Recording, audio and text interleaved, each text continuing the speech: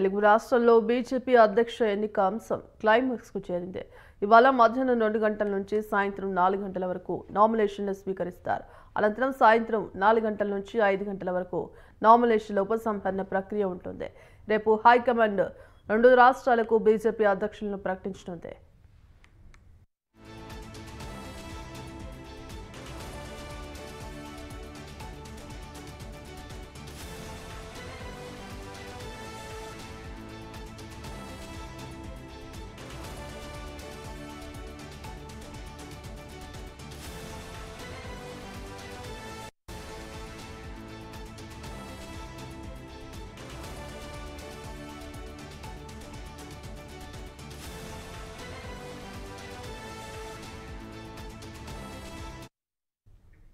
ఇక తెలంగాణ విషయానికి వస్తే ఎంపీలు ఈటెల రాజేందర్, ధర్మపురి అరవింద్, రఘునందన్ రావు, మాజీ ఎమ్మెల్సీ రామచంద్రరావు, చింతల రామచంద్రారెడ్డి, మురళీధర్రావు పేర్లు వినిపిస్తున్నాయి.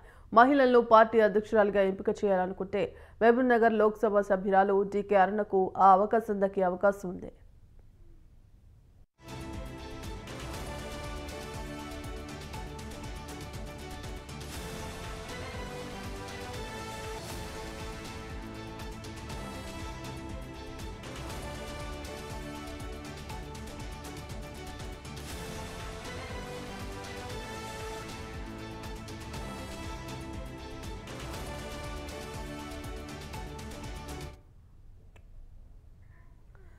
రాబోయే ఎన్నికల్లో తెలంగాణలో అధికారంలోకి రావడమే లక్ష్యంగా బీజేపీ అధిష్టానం అధ్యక్షుడి ఎంపికను చాలా సీరియస్గా తీసుకుంది. లోక్సభ ఎన్నికల్లో 8 సీట్లను గెలుచుకుని సత్తా చాటిన కమలనాథులు ఆ తర్వాత జరిగిన ఎమ్మెల్సీ ఎన్నికల్లోనూ విజయం సాధించి ఉత్సాహంగా ఉన్నారు. ఈ గెలుపులో స్ఫూర్తితో రాబోయే స్థానిక ఎన్నికలకు సమాయత్తమవుతున్నారు. ఇప్పటికే బూత్ స్థాయి నుంచి రాష్ట్ర స్థాయి కమిటీల నియామకాలు పూర్తి చేశారు.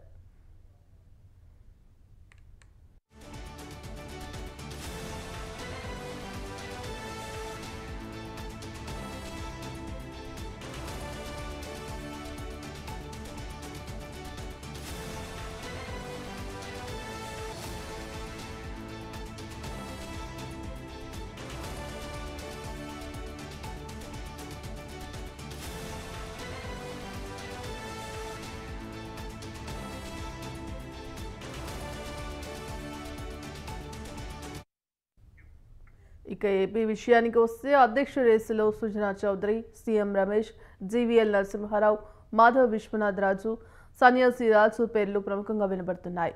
అందులో మాధవ్ ముందు వరుసలో ఉన్నట్లు తెలుస్తోంది. న్యూఢిల్లీలోని పార్టీ అగ్ర నాయకులలో ఆయనకు విస్తృత సంబంధాలు ఉన్నందున ఆయనకి ఈ పదవి వస్తుందని ఆయన సన్నిహితులు ఆశిస్తున్నారు.